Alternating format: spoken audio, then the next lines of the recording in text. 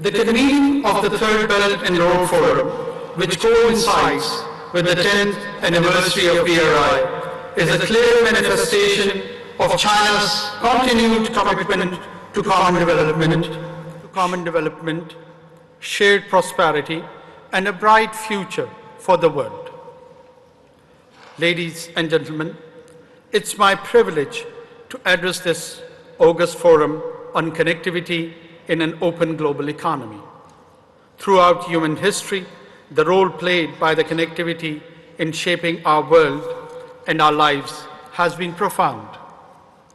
It has been a driving force for human progress and economic prosperity.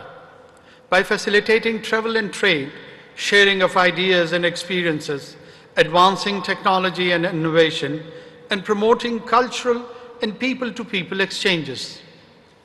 Indeed, it was enhanced connectivity that resulted in the modern age of globalization, weaving the fabric of our global economy and transforming our world into global village.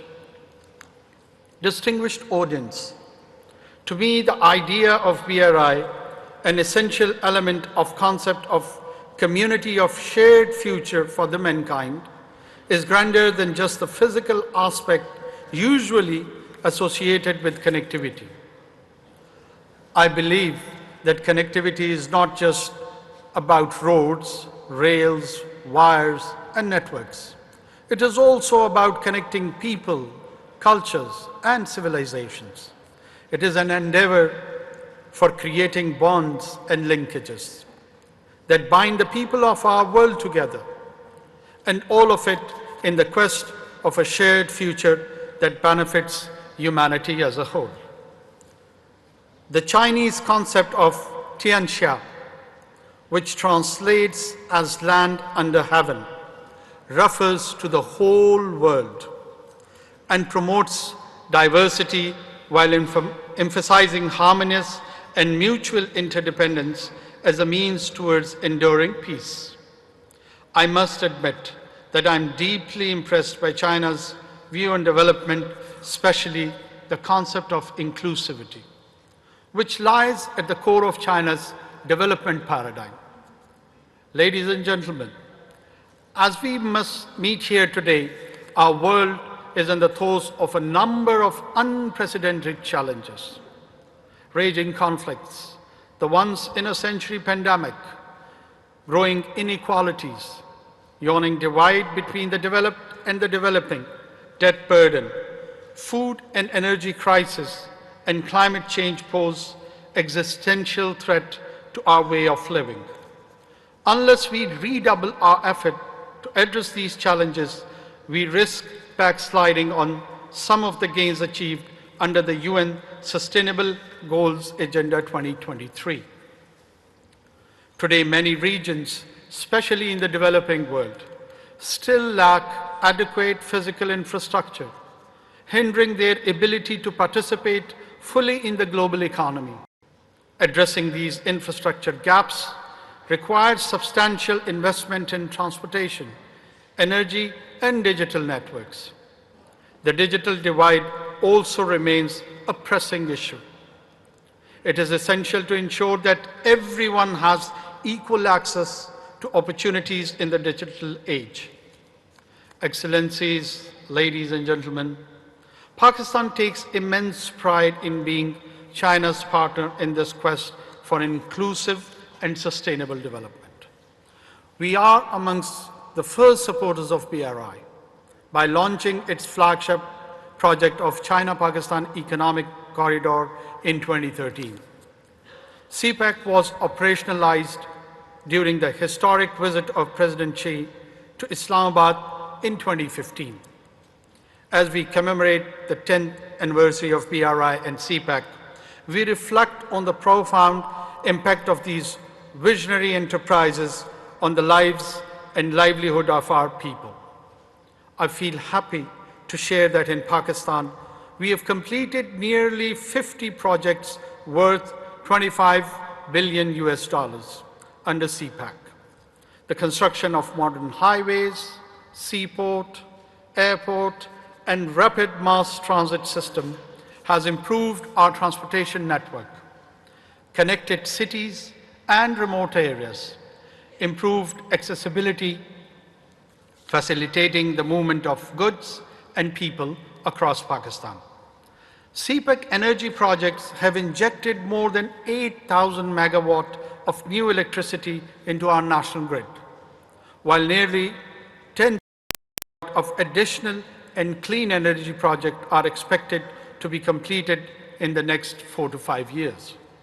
The government of Pakistan has taken steps to make Pakistan a trade, transit, and transshipment hub with secure, open, reliable, and efficient connectivity routes and borders, opening new vistas for countries to our west and beyond. Towards this end, under CPEC, Pakistan has successfully operationalized its deep sea port of Gwadar, with state-of-the-art facilities to handle cargo ships, facilitating transshipments to regional countries, especially the landlocked states.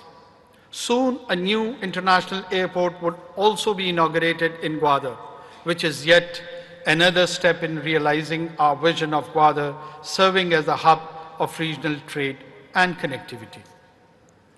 Ladies and gentlemen, CPEC is now poised to enter into its next phase, where it would be transformed into a corridor of growth, linking our economies and providing equal opportunities to our people.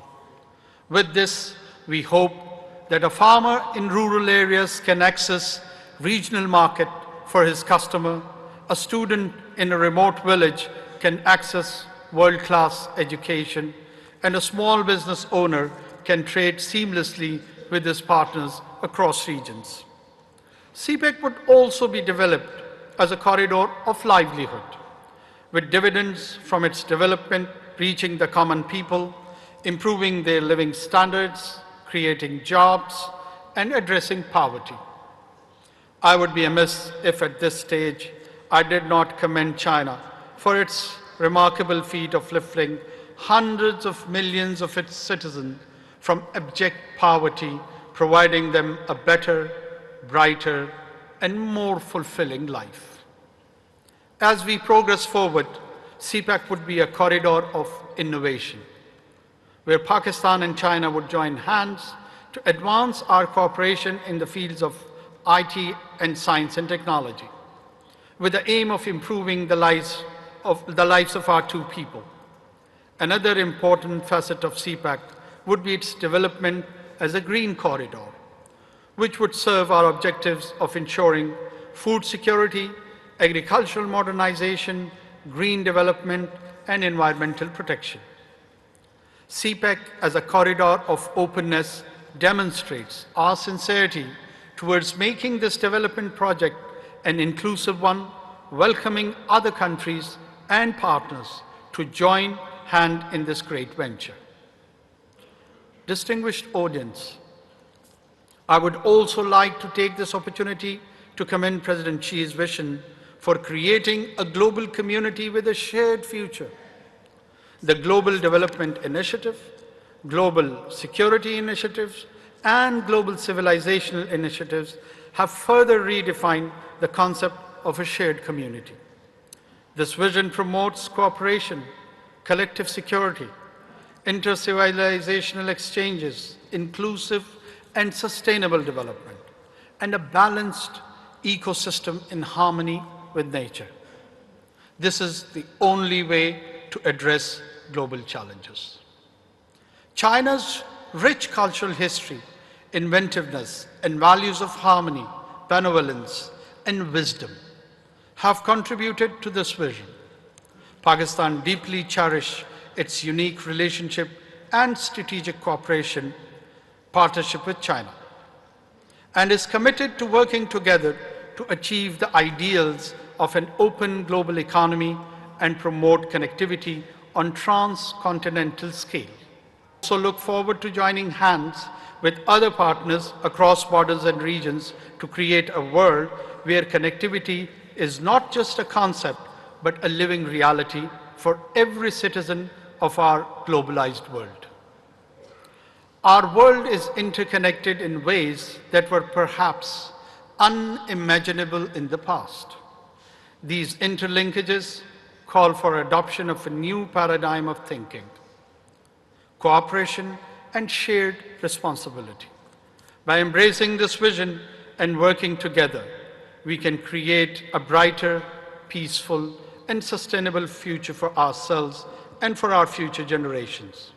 I'm hopeful that together we can shape a world where the bonds that unite us are stronger than the forces that divide us. Thank you. Share.